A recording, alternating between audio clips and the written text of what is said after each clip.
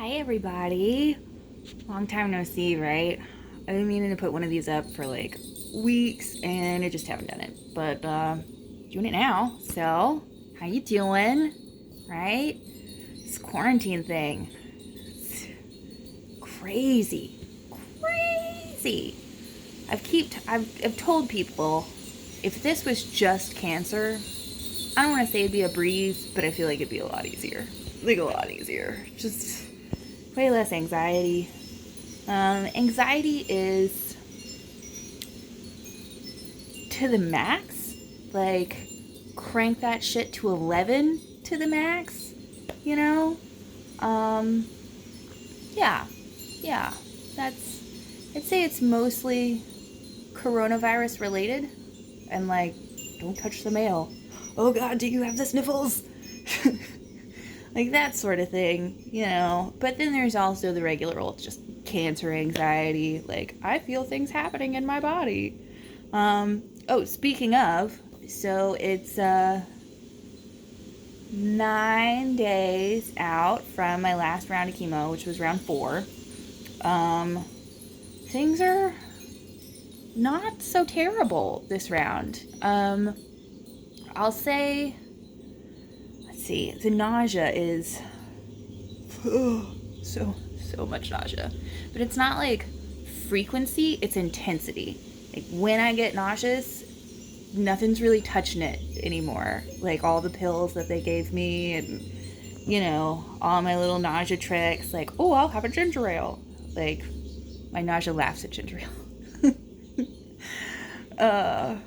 Anywho, yeah, so I'm getting more used to chemo, I guess, and like my chemo body. I'm getting to know her a little bit better, you know, and seeing her limits, what she's good at, what she's not. And now with 3 rounds under my belt, 3.5 rounds, I'm gonna say, yeah, 3.5 rounds under my belt. It's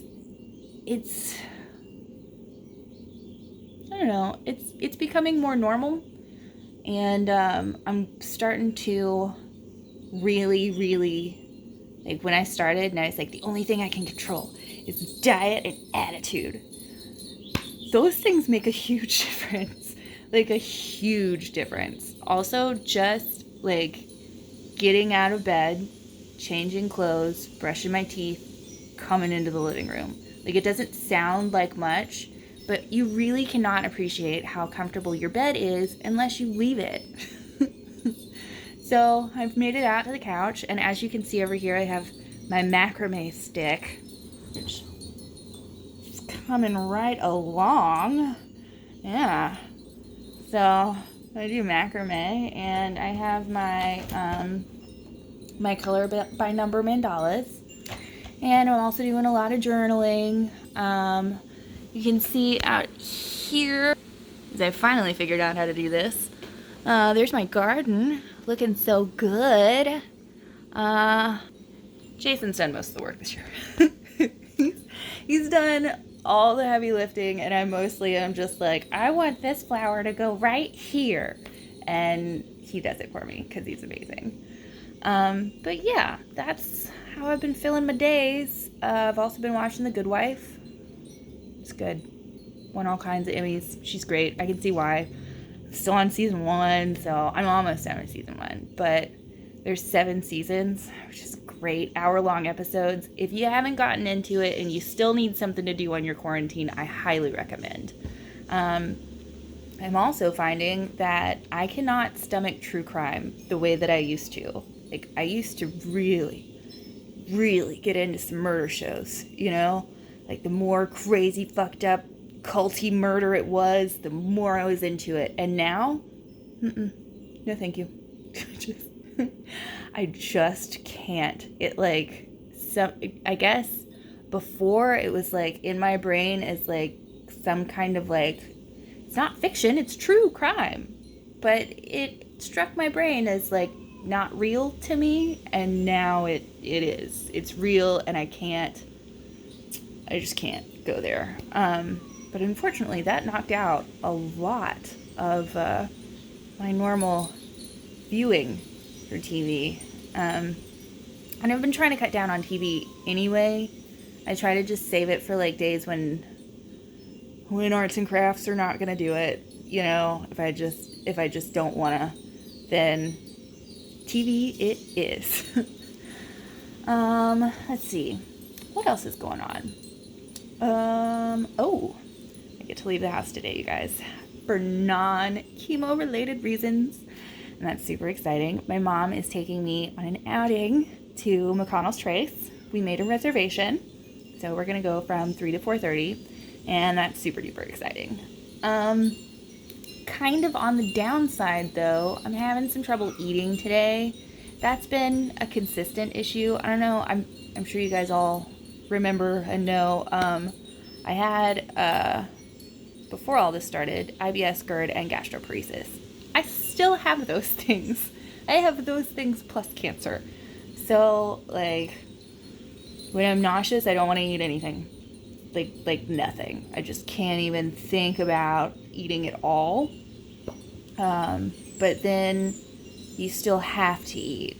So, finding things that sound good and things that I can actually digest, it's hard. It's real hard. I feel like I burn myself out of a couple of things like every single round. Like I have cravings every round. For a couple of rounds I craved steak, and I still wouldn't say no to a steak, that's for sure. But now I'm like, I don't know, I've been thinking about sausage and biscuits, but I don't want to eat that today. I don't want to eat it. I don't want to think about eating. Ugh. I tried as best I could because, you know, you got to eat something if you're going to go on an outing to McConnell's Trace. But I had a corn dog. I had most of a corn dog and Chick-fil-A lemonade. Chick-fil-A lemonade is delicious. But it messes my stomach up a little bit. So I got to be careful. Can't drink too much of that. But, yeah. I tried to stomach as much as I could. I tried to eat a bunch, and I did what I could. I did what I could, and then I put it down. And now, you know, I'm just going to wait for my mom to get here and then go explore the outdoors. It's really nice out today. It's like 70 degrees. It's going to rain for the next 2 days. So, super pumped to go outside. Let's see. There were other things I wanted to talk about. Oh, my short-term memory. My short-term memory is just straight up shot. Like, I know I've said it before, but I'm so glad that all the books mention chemo brain because it's for real. And it would be very scary if it was not mentioned anywhere else. If I felt like I was the only person that was like, oh my God, what's happening to me? Because it's like, I know I've said this before too. I don't know if I've said it on a video or not, but chemo is incredibly similar to a hangover. Like, just like a really, like, imagine the last night you drank tequila, you know, raw or whatever that one liquor is that you don't do anymore, you know. We've all got one. For me, it's a couple. But like, I remember that last night that I had tequila, and then the next morning waking up and like smelling it and being like, oh God, no, what have I done? I'll never do this again. Chemo is that moment where you're like, oh God, no, I'll never do this again. That's it for 4 months. There are good days, there are bad days, but for the most part, it's very similar to a hangover. And from what I understand, not by experience, but from what I understand, it is also very close to heroin detox. So fun, right? No, it's not. It's not fun. But I'm getting closer to the end. There's a light at the end of the tunnel. I might start to feel like myself again in July. So, let's see. My next round is scheduled for the Wednesday after Memorial Day, and that's round 5, and then I'll have round 6 in mid-June, and then I'll be done. But it's not like you go get your last infusion and then you're like, hooray, chemo's over. Because it's not. You get your last infusion and then you have the same 3 weeks or 2 weeks or whatever where you feel like crap. And then you just don't go back for the infusion. So like first week of July, that'll be my first like week for no chemo. Because it's been like every 3 weeks I go in. So I'm really hoping that there'll be some downtime, maybe, hopefully, between the last round of chemo and then surgery. So once I go in, I've decided I'm going to do a double mastectomy, just for peace of mind. Yeah, like I'm nervous about it, but I think it's the best choice. But anywho, that would leave me with like a gaping open wound for several weeks because I want to do the mastectomy, but I also want to do reconstruction. I don't really know a whole lot about the process, and I haven't really researched much of it. I just know that I'm growing increasingly nervous about that as the days go on, and I'm trying not to think about it. It's easier said than done. So, yeah. Also, I would like to give a great big shout out to everyone who has messaged and Facebooked and reached out. People noticed that I wasn't on social media as much and they were concerned. And I heard from people that I hadn't heard from in like 5-10 years. Were like, hey, I noticed you haven't been posting. Are you okay? Like, yeah, I'm all right. Thanks, man. Thanks for reaching out. That's really sweet. Yeah, but it's so sweet. It touches me right in the feels. Thank you for caring and thank you for reaching out. I know it's not just me. I know I'm not in this alone. There's no fucking way I'd get through this by myself. Absolutely not. I have a whole network of people that are coming in every day to take care of me and to take care of Jason, and so I know I'm not alone. But there's a lot of time that I spend by myself just thinking about stuff, and that's maybe not the best. And try to keep my mind occupied as best I can, but sometimes I do get kind of carried away and it just feels lonely in here. I'm gonna call that quarantine blues. It's the quarantine blues. I miss you, society, people, humanity. I miss you all. I can't wait to give hugs again. Oh my god. I'm gonna give hugs to strangers, babies. Like, I love babies anyway, but since I don't have kids, I don't really like the messy ones with like stuff all over their faces and like booger hands. Yeah, kids are gross, but I don't care. I'm hugging that gross kid too. I'm a great big hug, like a twirl around hug. Oh, I can't wait for hugs. And massages. I can't wait for massages. I've heard that massage can open back up, but they have to be like long sleeves, face mask, gloves. Like, what kind of massage is that? Ooh. If I had a business still, I mean, I do technically have an office, and I could technically go to work. Not gonna. Especially not with that. I would wait still. It seems like if they're gonna make you put on that much PPE, that sounds like so much extra liability on your business, and that's a headache that I just wouldn't want right now. But good luck out there to all my fellow massage therapists. You can do it. I will not be doing it, but you can, and I'm proud of you. Proud of you getting back out there.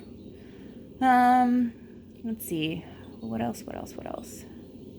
Oh yeah, I wanted to say thank you, and then I wanted to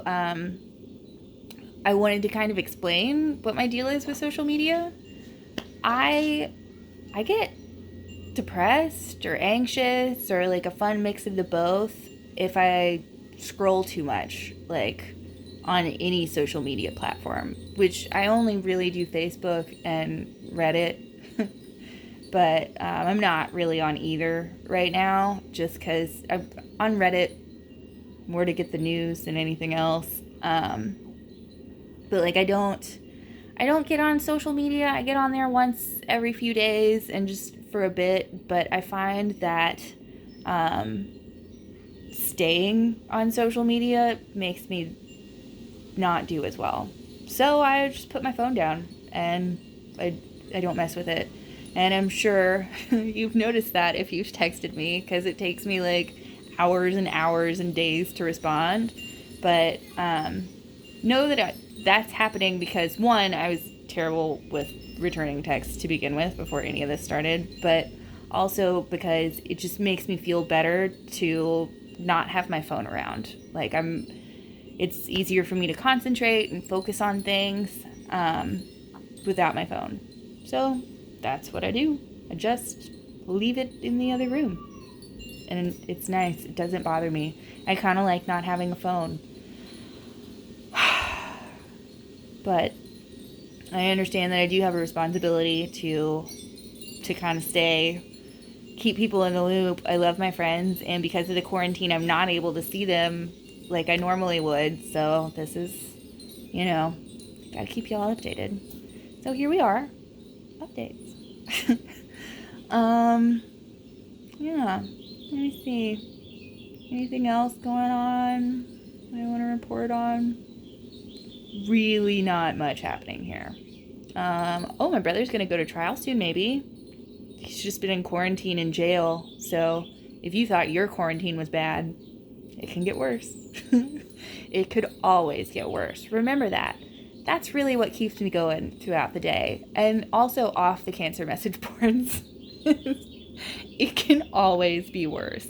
So I just try to stay away from that and try to keep focused on positive things like macrame and gardening and coloring and writing in a journal and The Good Wife, watching the Taylor Swift documentary on Netflix over and over and over again. Yeah, all those things. Yeah, that's about it. I wish I had more. I don't. So I'm gonna let you go, and I'm gonna try and keep you all updated more. I'm gonna try and do more of these videos, cause I feel like I should, for all those people that are like, hey, are you okay? Yeah, I'm alright. I'm just not on my phone. That's all. Okay. Well, I guess that's it from me. You guys stay safe out there. I would highly recommend staying in quarantine land, even though everything's opening back up. But I also understand cabin fever, so choices. Have fun making them. See you around. Bye, guys.